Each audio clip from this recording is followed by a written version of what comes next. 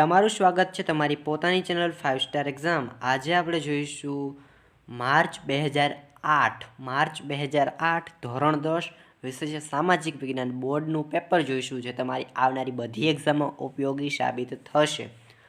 March 2008 board દ્વારા લેવાયેલ પરીક્ષાનું પ્રશ્નપત્ર તમારી દરેક એક્ઝામમાં ઉપયોગી સાબિત થશે અને આમાંથી મેક્સિમમ પ્રશ્નો તમારે પૂછાઈ શકે છે. જેમાં પહેલો ક્વેશ્ચન છે પ્રશ્ન નંબર 1, જેમાં MCQ આપેલ છે. સેક્શન એમાં 15 MCQ આપેલ છે. પ્રશ્ન નંબર 1, ભારત શાંતિ અને સહવિષ્ણુનો વરેલો દેશ છે, તેનું જીવંત દ્રષ્ટાંત કયું છે? હડપ્ય સંસ્કૃતિ, બિનસાંપ્રદાયિકતા, સભ્યતા કે વસુધૈવ કુટુંબ? તો એમાં જવાબ આવશે ડી, વસુધૈવ કુટુંબ. પછીનો ક્વેશ્ચન છે પ્રશ્ન નંબર 2, મોસ્ટ ઇમ્પોર્ટન્ટ, ઘણી વખત પૂછાયેલો છે. સંગીત રત્નાકર ગ્રંથના કર્તા કોણ હતા? સંગીત રત્નાકર ગ્રંથના કર્તા કોણ હતા? પંડિત સારંગદેવ, પંડિત વિષ્ણુ નારાયણ, પંડિત અહોબલ કે નારદ? પ્રશ્ન નંબર 3, ભારતનું એવું કયું મંદિર છે જેના છાંયડો ક્યારેય ધરતી પર પડતો જ નથી? Most important question. ધરતી ઉપર ક્યારેય છાંયડો પડતો જ નથી. કોણાર્કનું સૂર્ય મંદિર, બૃહદેશ્વરનું સૂર્ય મંદિર, કૈલાસનું સૂર્ય મંદિર અને મહાબલીપુરમનું સૂર્ય મંદિર. આ ચારે સૂર્ય મંદિર કયા રાજ્યમાં આવેલા છે એ તમારે કોમેન્ટ બોક્સમાં લખવાનું છે. બૃહદેશ્વરનું મંદિર. પ્રશ્ન નંબર 4, પ્રાચીન ભારતનો સર્વપ્રથમ ઐતિહાસિક ગ્રંથ ખાલી જગ્યા છે. પૃથ્વીરાજ રાસો, હર્ષચરિત, વિક્રમાદેવ ચરિત કે રાજતરંગિણી? મોસ્ટ ઇમ્પોર્ટન્ટ ક્વેશ્ચન છે. આ પ્રશ્નપત્ર માર્ચ 2008નો ક્વેશ્ચન છે, પ્રશ્નપત્ર છે જે તમારી આવનારી બધી એક્ઝામમાં ઉપયોગી સાબિત થશે. ભલે પ્રશ્નપત્ર અલગ છે પરંતુ તમારી પરીક્ષામાં આવા જ પ્રશ્નો પૂછાશે. જેમાં આ મોસ્ટ ઇમ્પોર્ટન્ટ છે કે ગણિતશાસ્ત્રના પિતા કોણે કહેવામાં આવે છે? ગણિતશાસ્ત્રના પિતા કોણે કહેવામાં આવે છે? તેમાં જવાબ આવશે આર્યભટ્ટ. ઘણી વખત આ ક્વેશ્ચન પૂછાયેલો છે. આ ક્વેશ્ચન ઘણી વખત 4 માર્ક્સમાં બી પૂછાય છે. પ્રશ્ન નંબર 6, ચાંપાનેર કઈ સંસ્થાએ વૈશ્વિક વારસા તરીકે જાહેર કર્યું? Most important question. જવાબ આવશે યુનેસ્કો. યુનેસ્કો દ્વારા ચાંપાનેરને વૈશ્વિક વારસા તરીકે જાહેર કરવામાં આવ્યું છે અને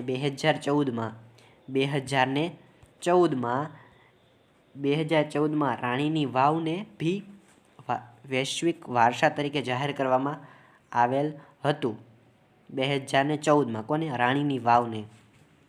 પ્રશ્ન નંબર 7 બી અગત્યનો છે કે કાર્બેટ રાષ્ટ્રીય ઉદ્યાન કયા રાજ્યમાં આવેલ છે? Most important question. Karnataka, Madhya Pradesh, Uttaranchal કે અસમ? ઘણી વખત આ ક્વેશ્ચન પૂછાયેલો છે બોર્ડની એક્ઝામમાં. પછીનો ક્વેશ્ચન છે મોસ્ટ ઇમ્પોર્ટન્ટ. પ્રશ્ન નંબર 8, ગુજરાતના કયા પ્રદેશને સોનેરી પાલકનો મુલક કહેવામાં આવે છે? જેમાં જવાબ આવશે ચરોતર. પછી ભાલ કોના માટે? ઘઉં માટે ભાલ વપરાય. કચ્છ, માંડવી અને કાલમ એક પ્રદેશ છે. સોનેરી પાલનો મુલક એટલે ઘઉં, અને ઘઉં ક્યાં વધુ થાય? ભાલ પ્રદેશમાં. પ્રશ્ન નંબર 9 બી અગત્યનો છે. ઘણી વખત આવી ક્વેશ્ચન બોર્ડની એક્ઝામમાં પૂછાયેલો છે. નીચેનામાંથી કયા સ્થળે સોફ્ટવેર પ્રૌદ્યોગિક પાર્ક નથી? ચેન્નાઈ, બેંગલુરુ, જમશેદપુર કે કોલકાતા? પછીનો પ્રશ્ન નંબર 10, ફિલ્મ નિર્માણ ક્ષેત્ર ભારતનું સ્થાન વિશ્વમાં કેટલામું છે? પહેલું, બીજું, ચોથું કે પાંચમું?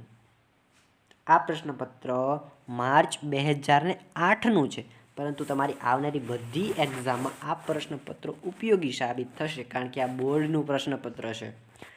પ્રશ્ન નંબર 11, મોસ્ટ ઇમ્પોર્ટન્ટ, આર્થિક દ્રષ્ટિએ ભારત કેવો દેશ છે? અલ્પ વિકસિત, વિકાસશીલ, પછાત કે વિકસિત? તો જવાબ આવશે વિકાસશીલ. જવાબ આવશે વિકાસશીલ.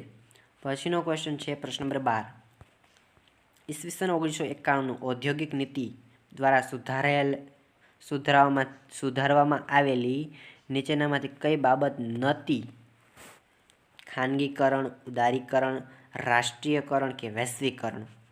આ બી ક્વેશ્ચન ઘણી વખત બોર્ડની એક્ઝામમાં પૂછાયેલો છે. 1991ની વૈશ્વિક નીતિ રાષ્ટ્રીયકરણમાં બાબતનો સમાવેશ થયો નહોતો. પ્રશ્ન નંબર 13. ખેતી પર આધારિત ચીજવસ્તુઓ પર કયા પ્રકારનો માર્કો લગાવવામાં આવે છે? ISI, ISO, BIS કે એગમાર્ક? પ્રશ્ન નંબર 14. મોસ્ટ ઇમ્પોર્ટન્ટ, આ બી 6 થી 7 વખત પૂછાયેલો છે. કયું પરિબળ વ્યક્તિ, સમાજ અને દેશનો વિકાસને અવરોધકતું પરિબળ છે?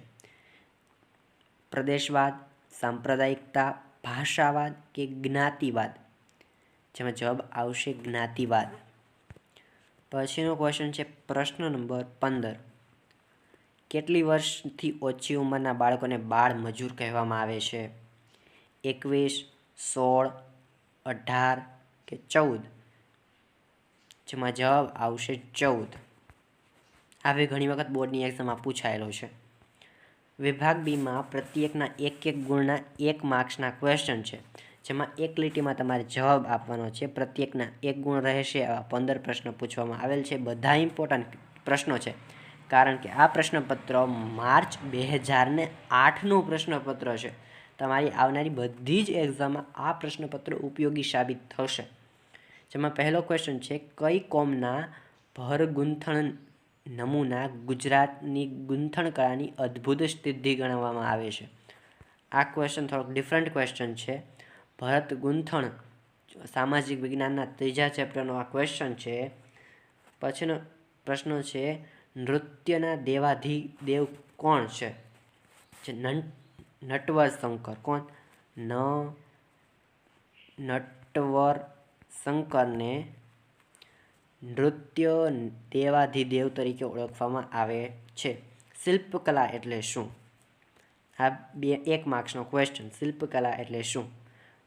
પારાની ભસ્મ બનાવી તેની ઔષધ તરીકે ભલામણ કોણે કરી હતી? નાગાર્જુન. પ્રશ્ન નંબર 20. દેવોના પ્રથમ સ્થપતિ કોણ છે? પછીનો ક્વેશ્ચન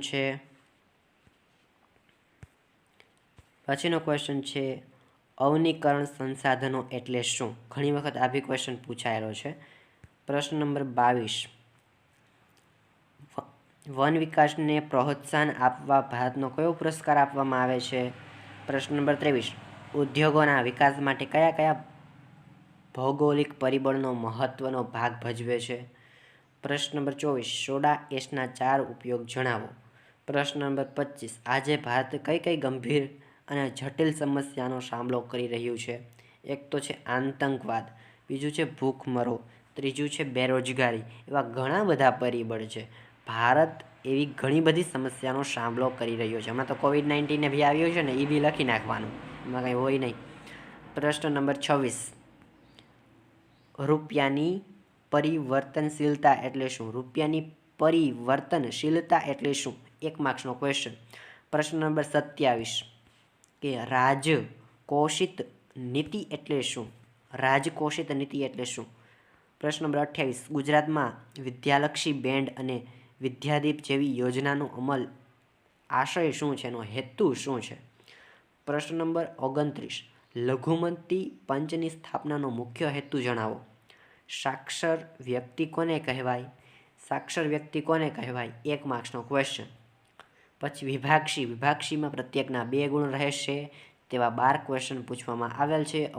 અમુકમાં આંતરિક વિકલ્પ બી આપવામાં આવેલ છે.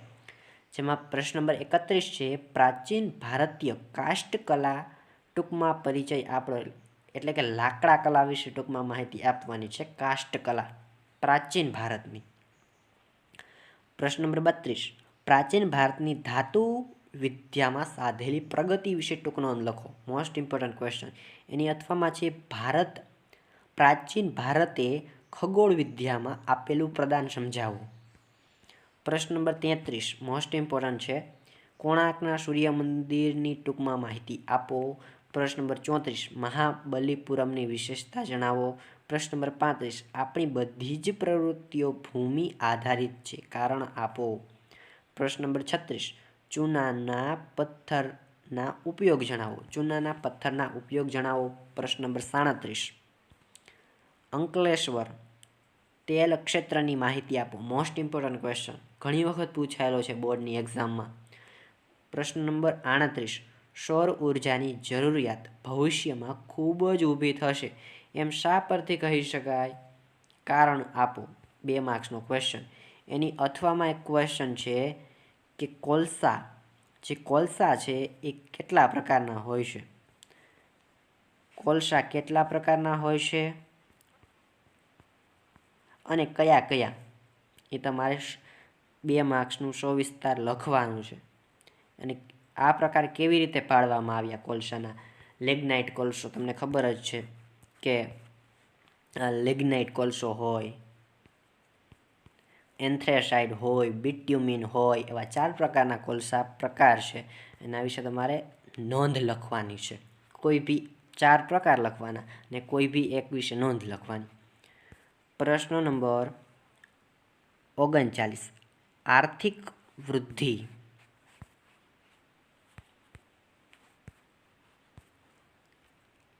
વૃદ્ધિ અને આર્થિક વિકાસ વચ્ચેનો તફાવત લખો. આર્થિક વૃદ્ધિ અને આર્થિક વિકાસ વચ્ચેના તફાવતના મુદ્દા લખો. 2 માર્ક્સનો ક્વેશ્ચન, ઘણી વખત આ ક્વેશ્ચન પૂછાયેલો છે. પ્રશ્ન નંબર 40, ભારતને નવી ઔદ્યોગિક નીતિ અમલમાં મૂકવાની આવશ્યકતા સાથી ઊભી થઈ? પ્રશ્ન નંબર એની અથવામાં છે, વૈશ્વિકરણ સાથે કઈ કઈ બાબતો સંકળાયેલી છે? Most important question.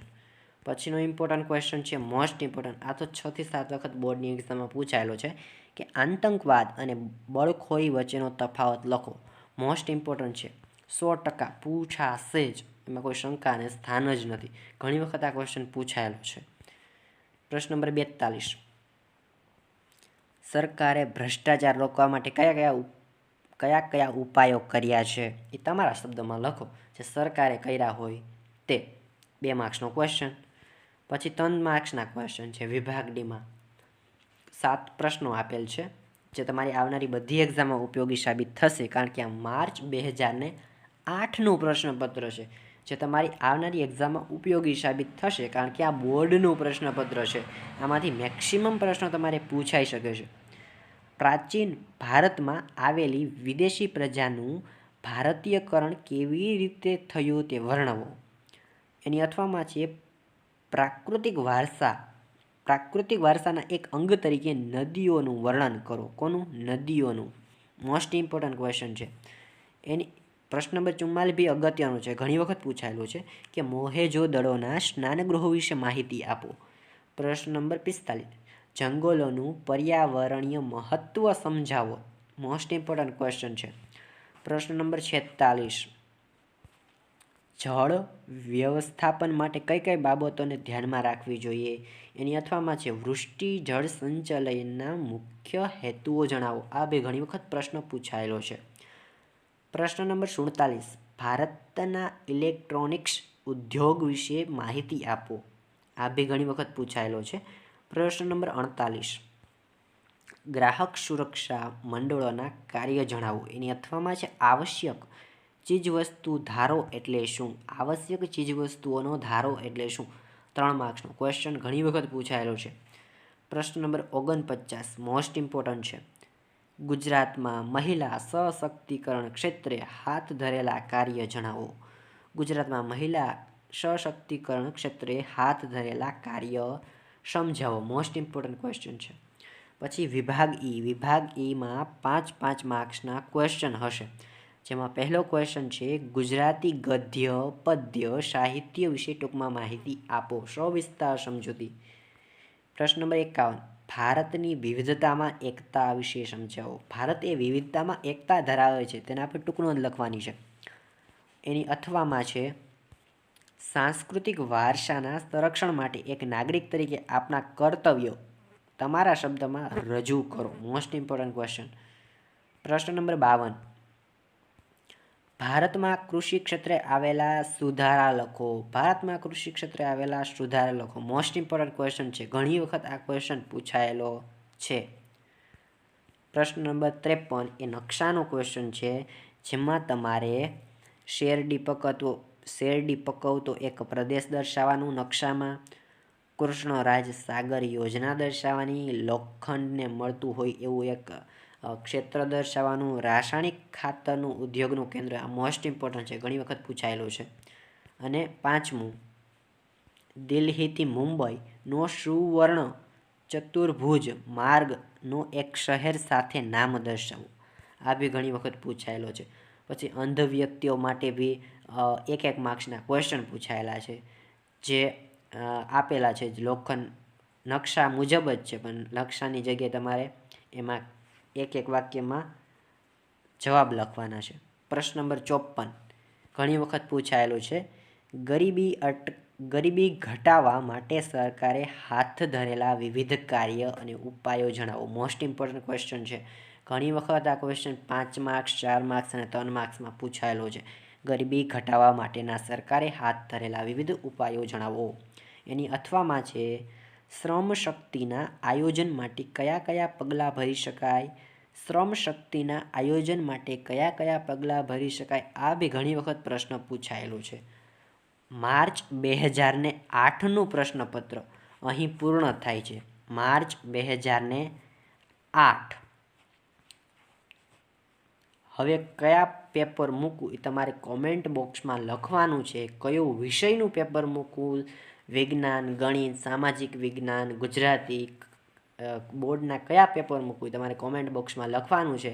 વિડીયો ગમ્યો હોય તો વિડીયોને લાઇક કરી દેજો, તમારા મિત્રો સાથે શેર કરી દેજો, તથા કોમેન્ટ કરવાનું ભૂલતા નહીં. મળીશું આવા નવા વિડીયો સાથે. ત્યાં સુધી આવજો.